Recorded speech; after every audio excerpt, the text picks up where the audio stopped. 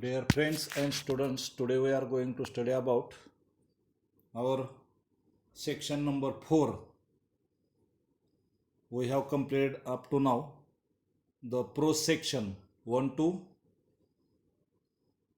4 or 1 to 5, and also we also have completed a poetry section, poem number 1 to 6. Today we are going to study or start section number 4, 4.1, history of English novel, that you are looking on the screen. So dear friends, history of English novel, कादंबरीचा इतिहास. जसं मराठी, इंग्रजी, हिंदी आजच्या तासाला मी तुम्हाला फक्त याच्यातून Marathi summary सांगून घेतो की कादंबरीचा इतिहास, हिस्ट्री ऑफ नॉवेल. तर हे बघण्यापूर्वी काय आहे कादंबरी वगैरे कशाचा भाग आहे, तर लिटरेचर, साहित्य.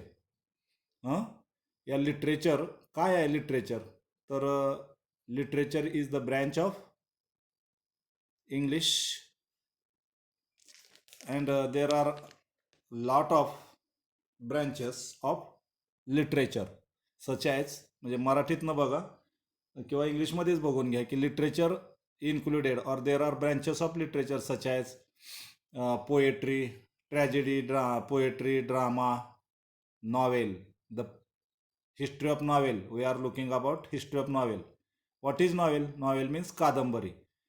But before going to start our history of novel, we must remember that which are the branches of literature. Novel is one of the branch of literature. Literature included or divided into poetry, drama, novel, fiction. Then poetry are also of various types. Classical poems, then realistic poems, imaginative poems, realistic poems, modern poems. In the same way, drama is also divided into two, tragedy and comedy. And then novel is also divided into classical novels, then neoclassical novels, then imaginative novels, then modern novels, and one more branch of literature is fiction. So you must remember that novel is the branch of literature. In कादंबरी काय साहित्यातला एक भाग आहे. तर आजच्या तासाला मी तुम्हाला या नॉवेल म्हणजे काय, कादंबरी. तर कादंबरीचा इतिहास, प्रत्येक गोष्टीला इतिहास असतो. लिटररी हिस्ट्री असते, एक साहित्यिक इतिहास असतो. तर कधी आला हा जन्माला नॉवेल किंवा कादंबरी वगैरे बघूया. तर 18व्या शतकाने इंग्रजी साहित्याच्या प्राचीन अभ्यासा किंवा अभिजात संस्कृतीमध्ये अस्तित्वात नसलेल्या साहित्याच्या दोन पूर्णपणे नवीन प्रकाराची देणगी दिलेली आहे. यामध्ये पहिला प्रकार आहे तो आपला आता तुम्ही पेजवर बघत आहात, ते पिरियॉडिकल एसे आणि किंवा नियतकालिक निबंध, आणि दुसरा कादंबरी म्हणजेच नॉवेल आता आपण जे बघतोय ते.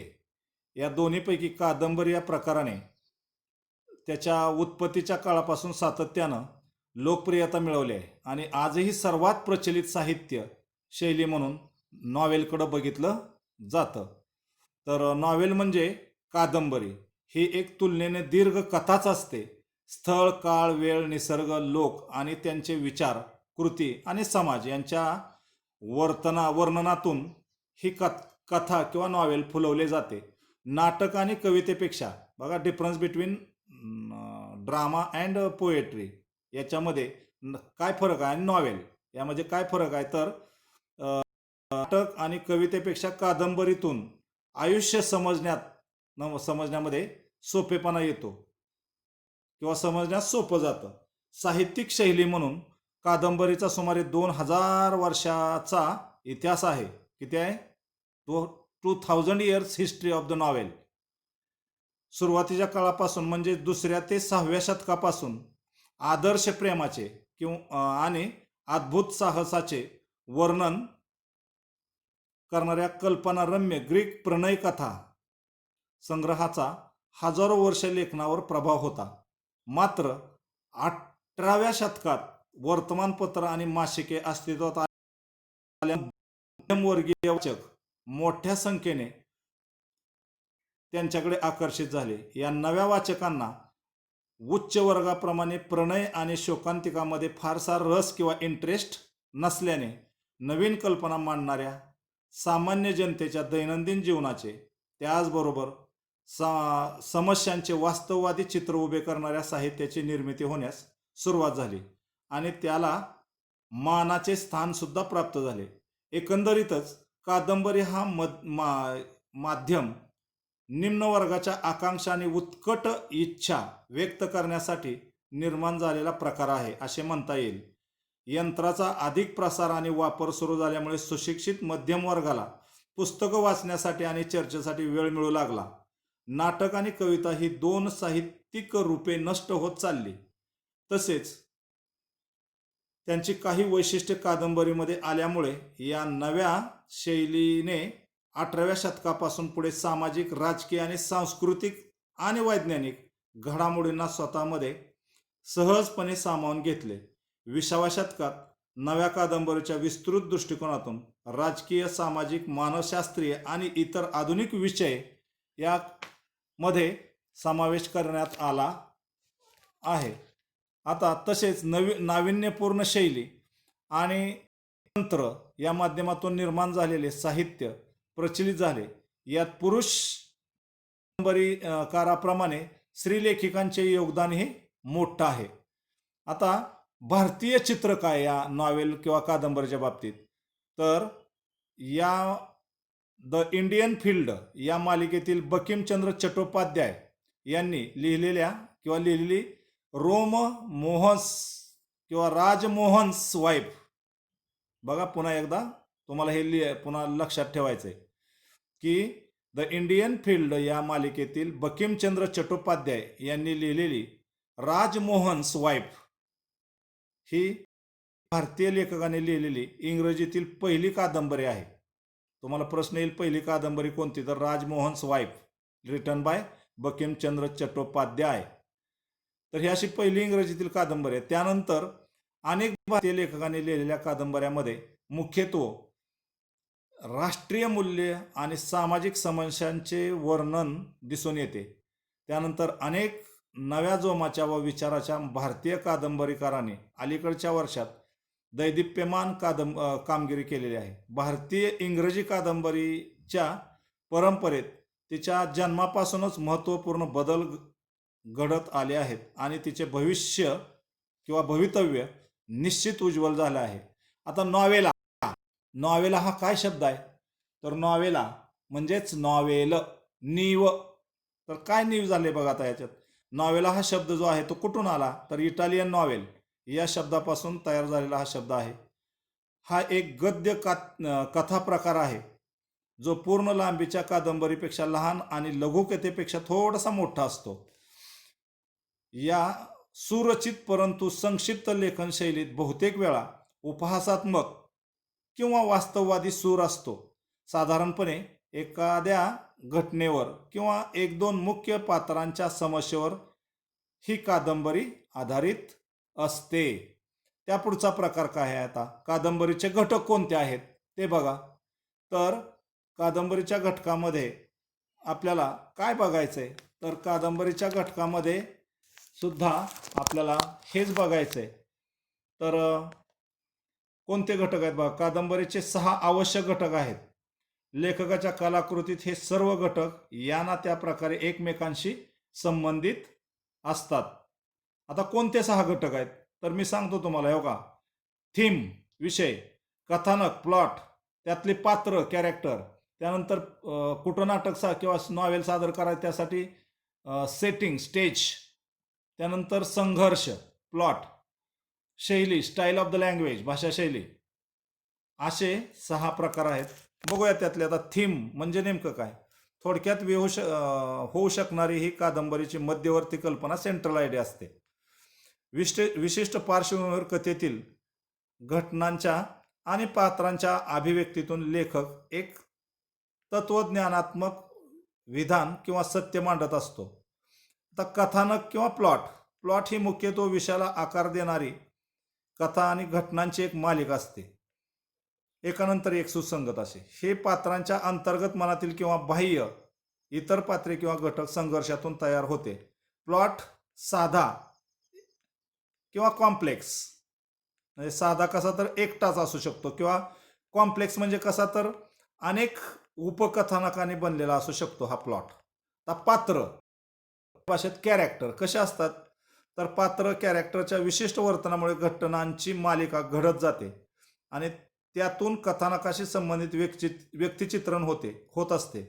संक्षिप्त वर्णनापासून तपशीलवार तोंडी वर्णनापर्यंत असे सर्व प्रकार पात्रांचे चित्रण केले जाऊ शकते. लेखकाच्या लेखणीतून प्रमुख पात्राच्या म्हणजेच हिरो आपण म्हणू त्याला, अंगाचे तपशीलवार वर्णन केले जाते, जे संपूर्ण कादंबरीमध्ये वाचकासमोर उलगडतच जाते. या पात्राला आपण नायक किंवा हिरो किंवा प्रोटॅगनिस्ट म्हणतो, आणि जो विरोधी वागतो त्याला आपण काय म्हणतो दैनंदिन, की अँटॅगोनिस्ट म्हणजेच खलनायक म्हणतो आपण. नायक म्हणजे हिरो आणि त्याला विरोध करणारा खलनायक, जे आम्हाला त्याचं कॅरेक्टर आवडत नाही ते खलनायक. नायकाच्या मुख्य पात्र विरोधात असणाऱ्या पात्राला किंवा घटकाला आपण काय म्हणतो, मूळ नायक किंवा हिरो किंवा कॅरेक्टर. त्याच्या विरोधात जे काम करते त्याला आपण खलनायक म्हणतो. इंग्लिशमध्ये त्याला अँटॅगोनिस्ट म्हणून ओळखले जाते. आता नेक्स्ट पॉईंट जो आहे म्हणजे कादंबरीच्या घटकामधला, तर सेटिंग, देखावा किंवा नैपथ्य. कथा ज्या पार्श्वभूमीवर घडते, ज्या ठिकाणी, ज्या आपण त्याला आपल्या भाषेत काय म्हणू, थिएटर म्हणू, ज्या ठिकाणी घडते त्याला सेटिंग म्हणतात. सेटिंगचे अनेक पैलू आहेत. म्हणजे सेटिंगमध्ये काय काय बघितलं जातं, तुम्ही आता आपल्या स्मृतिभवनला वगैरे बघता. स्मृतिभवन हे एक घटक झाला म्हणजे सेटिंगमधला. त्यानंतर त्याची स्टेज झाली, स्टेजमध्ये देखावा झाला, त्यानंतर लाइटिंग झाली, काळ, वेळ, हे सगळं महत्त्वाचं असतं. त्यात सेटिंगमध्ये अनेक पैलू आहेत. यात स्थळ, काळ, वेळ, ऋतू आणि जीवनशैलीचे अंतर्भाव. प्लॉट आणि कॅरेक्टर या 2 प्रमुख घटकावर सेटिंगचा परिणाम होत असतो. संघर्ष, आता पुढचा पॉईंट. कथेतील विरोधी शक्तीमधील संघर्षामुळे कथानकाविषयी स्वारस्य आणि कुतूहल निर्माण होते. शैली किंवा स्टाईल ऑफ द लँग्वेज, भाषा. कथेचे वर्णन करण्यासाठी लेखकाने वापरलेली भाषा आणि तंत्र म्हणजेच शैली असते. शैली पुन्हा एकदा बघा. कथेचे वर्णन करण्यासाठी लेखकाने वापरलेली भाषा आणि तंत्र म्हणजेच शैली म्हणजेच स्टाईल असते. लेखक कथा शब्दसंग्रह किंवा प्रदीर्घ वाक्य वापरू शकतो, किंवा तो मोजक्या आणि मार्मिक शब्दातही वर्णन करू शकतो, किंवा योग्य परिणाम साधण्यासाठी दोन्हींचा आवश्यकतेनुसार एकत्रित वापर सुद्धा करू शकतो, की जेणेकरून वाचकांना खिळवून तिथं अट्रॅक्शन त्याचं ठेवलं जातं. आता पुढचं बघा, नॉवेलचे प्रकार, कादंबरीचे प्रकार. वास्तववादी कादंबरी, पिकारेस्क कादंबरी, ऐतिहासिक कादंबरी, पत्ररूपी कादंबरी, गॉथिक कादंबरी, आत्मचरित्रात्मक कादंबरी आणि रूपकात्मक कादंबरी, युटोपियन कादंबरी, मानसशास्त्रीय कादंबरी, कॉन्सेसनेस कादंबरी, त्यानंतर बिल्डंगस्टोम्स कादंबरी, विधान कथा आणि डिटेक्टिव्ह गुप्तहेर कथा, असं कादंबरीचे प्रकार आहेत. बघूया आपण आता पहिला प्रकार, वास्तववादी कादंबरीमध्ये काय असतं. तर वास्तववादीचे दर्शन घडवणारे म्हणजे रिअल कथा यात असते. विशिष्ट सामाजिक वर्गातल्या गुंतागुंतीच्या पात्रांचे, त्यांच्या एकमेकांशी होणाऱ्या संवादांचे, दैनंदिन अनुभवांचे वर्णन यात केलेले असते. तर पिकारेस्क कादंबरी, पिकारेस्क हा शब्द आहे तो स्पॅनिश शब्द आहे, पिकारो वरून घेतलेला आहे. याचा अर्थ नकली असा होतो. पिकारेस्क म्हणजे नकली. या प्रकारात विक्षिप्त आणि तरेवाईक असलेल्या पात्रांच्या साहसांचे एपिसोडिक पद्धतीने वर्णन केलेले असते. पुढची कादंबरी आहे ऐतिहासिक कादंबरी. इतिहासातील एखाद्या कालखंडावर आधारित ऐतिहासिक कादंबरी असते. पत्ररूपी कादंबरी, एपिस्टोलरी, हा शब्द लॅटिन शब्द एपिस्टोला यावरून आला आहे. त्याचा अर्थ आहे पत्र. एपिस्टोलरी म्हणजेच पत्र. या प्रकारात लेखक पत्रव्यवहार किंवा इतर कागदपत्रांच्या मालिकेद्वारे कथा सादर करतो. त्याचबरोबर पात्रांव्यतिरिक्त डायरी किंवा दिग्दर्शिकेतील नोंदी हाही प्रकार लोकप्रिय आहे. गथिक गथिक म्हणजे बघा काय हा प्रकार कादंबरीचा. दहशत, रहस्य, भय, रोमांचक, किंवा अमानवी शक्ती, विनाश, मृत्यू किंवा भूताटकीने पछाडलेली घरं अशा थोडक्यात गथिक म्हणजे भूत वगैरे ह्याच्यावर विश्वास ठेवणार अशा विषयावरील कादंबरी म्हणजेच गॉथिक कादंबरी. आता आत्मचरित्रात्मक कादंबरी यामध्ये काय असतं तर लेखकाच्या जीवनावर आधारित आत्मचरित्र ऑटोबायोग्राफी आधारित कादंबरी असते. मात्र पात्रांची ठिकाणे, नावे किंवा आयुष्यातील काही विशिष्ट माहिती बदलण्याचे स्वातंत्र्य लेखक स्वतःकडे घेतो. तसेच हे जे लिखाण आहे ते प्रथम पुरुष असतेच असं नाही, तर अनेक वचनी सुद्धा असू शकतं. पुढची कादंबरीचा प्रकार आहे रूपकात्मक कादंबरी. रूपक म्हणजे ज्यात एकापेक्षा अधिक अर्थ दडलेले असतात अशी कथा.